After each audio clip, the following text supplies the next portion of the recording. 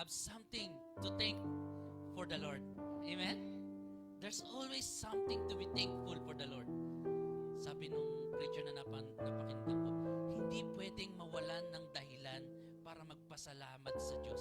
Ano man yung sitwasyon na kinaharap natin, meron at meron tayong ipagpapasalamat sa Diyos. Can you think or can you name something that you can say, thank you, Lord? No? Though some of us are in mourning, some of us are in distress, some of us are tired, and maybe you don't feel like worshiping the Lord. You just want to sit down or relax, or you just want to lay down on your bed. Maybe tonight, the Lord is inviting you to give thanks to Him despite of our situation, despite of our feelings, despite of rejection, despite of failures, despite of loss. There's something to be thankful to God. Sabi sa Salmo chapter 86 verse 12, Panginoon kong Diyos, buong puso ko kayong pasasalamatan, pupurihin ko ang inyong pangalan magpakailanman. May katapusan ba yung magpakailanman? Ba, magpakailanman, palagi yun. Even to our next life, magpapasalamat tayo sa Diyos. Kahit na nasaan tayo, magpapasalamat tayo sa Diyos. Dahil hindi man natin natatanggap o hindi man natin gusto yung mga nangyayari sa buhay natin, magpasalamat tayo sa Diyos dahil buhay tayo. Magpasalamat tayo sa Diyos sa mga bagay na meron tayo ngayon. Sino yung kasama natin? Yung kinain natin kanina, yung kumot natin kagabi, dahil malamig na. Paano kayo mag-pray? Kami, pag nagpe-pray kami, hindi naman palagi, pero sometimes, alam mo yun, kahit na isa-isahin namin yung bagay na pagpapasalamat namin, iniisa-isa namin. Lord, salamat sa kumot, salamat sa unan, salamat sa higaan. Hindi namin gine-generalize na ano. Iniisa-isa namin. Kasi alam mo yun, that everything that we have, alam mo na, itong mga to ay grasya lang sa atin ng Panginoon. Lahat ng meron tayo ngayon, yung damit natin, sweater, yung trabaho, even yung mga words na lumalabas sa bibig natin, yung hininga natin especially. At kung nasaan tayo ngayon, maaring ang pamilya natin medyo magulo, we should thankful for the Lord for where we are, kung saan tayo nilagay ng ating Panginoon. Alam ko na yung iba sa atin yung hindi perfect yung pamilya. Pero alam niyo po, kahit ganon, pasalamatan natin ng Diyos. Kasi dinala tayo ng Panginoon dito. Maaring ikaw yung gagamitin ng Diyos sa pamilya mo. Maaring ikaw yung breakthrough ng pamilya mo. Kaya we should thank the Lord in everything that we have. Maaring sabihin niyo, pero kuya, puro pangit na lang nangyayari sa buhay ko. No, marami kaming utang. May mga nagkakasakit sa amin. May mga nauospital pa. Paano kami magpapasalamat sa Panginoon? Alam ko, hindi ko masisi yung mga nararamdaman nyo. Pero, alam nyo po, if you will just open your heart in thanksgiving to the Lord, mararanasan nyo yung sinasabi namin na meron pala dapat talagang ipagpasalamat sa ating Panginoon. Amen? Kaya, mga kapatid, muli tayong magsama-sama na magbigay pasasalamat sa ating Panginoon. For that is what He deserves. Our thanksgiving, our praise and worship. Amen? Amen. Heavenly Father, nagpapasalamat kami sa buhay na tinatanggap namin, na taglay-taglay namin, Panginoon. Panginoon, kaninang umaga, ginising mo kami. Binigyan ng lakas. Panginoon, nakauwi kami ng ligtas. Yes, Lord, na-traffic kami pero nagpapasalamat kami sa iyo, hindi kami na-aksidente. Yes, Lord, maaaring na-stress kami sa trabaho pero nagpapasalamat kami kasi meron kaming trabaho. Panginoon, ano yung dahilan para tanggapin namin ito? We don't deserve this. Pero Lord, by your grace, by your love, tinatanggap namin ang mga bagay na ito. Lord, maraming salamat. And we count it all joy. Lahat ng aming nararanasan sa aming buhay. Kaya nagpapasalamat kami sa iyo ng buong puso at ng buong katotohanan, Panginoon.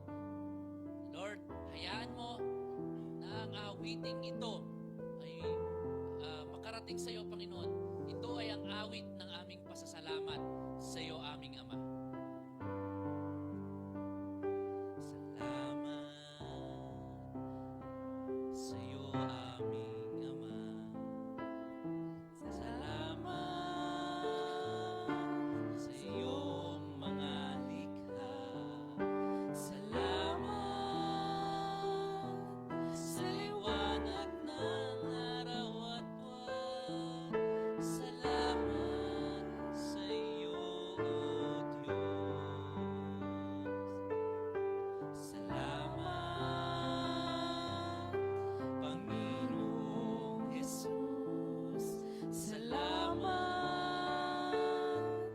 sa iyong pagliligtas. Salamat sa buhay na walang hanggan. Salamat sa iyo. Walang hanggang pasasalamat. Ang sa iyo'y aming sasambitin. Maging sa huling sandali ng aming buhay. Pasasalamat sa iyo'y walang hanggan. Salamat, Espiritong Banal. Salamat, Espiritong Banal. Salamat sa liwanag ng buhay. Salamat sa walang hanggang patnubay mo. Salamat sa iyo, O Diyos. Salamat sa mga magulang ko. Salamat sa mga kapatid ko. Salamat sa lahat ng kaibigan ko. Salamat sa iyo. Walang hanggang pasasalamat. Sa iyo'y aming sasambitin. Maging sa huling sandali ng aming buhay. Pasasalamat sa iyo'y walang hanggan. Salamat, O Lord, sa bawat pagsubok. Salamat sa bawat pagsubok. Salamat sa tibay ng loob. Salamat sa landas ng pagbabago. Salamat sa iyo, O Diyos. Salamat sa wagas na pag-ibig mo. Salamat, inibig mo ako. Salamat sa bawat taong nagmamahal. Salamat sa iyo. Walang hanggang pasasalamat. Sa iyo aming sasambitin. Maging sa huling sandali ng aming buhay. Pasasalamat sa iyo walang hanggan. Walang hanggang pasasalamat.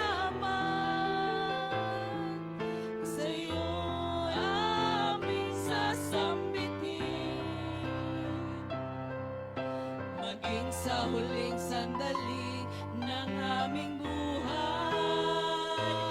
Pasasalamat sa'yo'y walang hanggan. Walang hanggang pasasalamat. Ang sa'yo'y aming sasambitin. Maging sa huling sandali ng aming buhay. Pasasalamat sa'yo'y walang hanggan. Yes, O Lord, maraming salamat po. Walang hanggang pasasalamat, Panginoon, ang aming pagsasambitin sa iyo, O Diyos, sapagkat ang buhay namin, Panginoon, ang aming taglay-taglay na buhay ngayon, ay ikaw ang nagbigay, Panginoon. Ang hininga na meron kami, sa iyo to galing, Panginoon. Hindi dahil sa nagawa namin, hindi dahil ginusto namin, kundi ginusto mo, Panginoon. Kaya maraming salamat po, Panginoon. Hayaan mo, Panginoon, na ang pasasalamat namin ito ay makarating sa iyo, O Diyos. Alam namin, Panginoon, na hindi namin kayang tumbasan ang mga nagawa mo sa buhay namin. Hindi namin kayang bayaran. Subalit sa pasasalamat na ito, Panginoon, alam namin na ikaw ay nalulugod. Kaya, Panginoon, maraming salamat po, O Diyos. Hayaan mo na patuloy na awitan ka namin ng buong puso, ng buong pasasalamat, ng buong kagalangan, Panginoon. Lord, maraming salamat po. Yes, Panginoon. Patuloy namin sasapitin sa iyo ang salitang pasasalamat. Alam namin na hindi ito sapat. Ngunit, Panginoon, itong pasasalamat na ito ay galing sa aming puso, Panginoon. Kaya, Panginoon, tanggapin mo, Panginoon. Walang hanggang pasasalamat. Sa iyo lamang, O Ama. Ang sa'yo'y aming sasambitin. Maging sa huling sandali ng aming buhay. Pasasalamat sa'yo. Pasasalamat sa'yo. Pasasalamat sa'yo.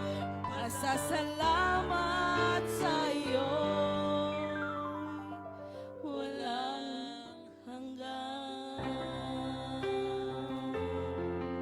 Panginoon, nasarap sa pakiramdam, Panginoon. Naibigay sa iyo yung pasasalamat, Panginoon. Lord, we can't imagine a life without you. Kaya, Panginoon, maraming salamat po. Hallelujah, O Lord. Ama, alam po namin na nakikita mo kami. Alam mo yung pinagdadaanan namin. Alam mo yung kahirapan namin. Alam mo yung kasakitan namin. Alam mo yung mga kalungkutan namin. Kaya naman, Panginoon, maraming salamat. Dahil lahat ng ito ay binibigyan mo, Panginoon, ng kasagutan. You always comfort us. You give us peace. Lord, maraming salamat. And we thank you for answering the prayers of your children. Thank you, O Lord. Thank you, Lord. Walang hanggang pasasalamat ang sayo'y aming ibibigay, O Diyos.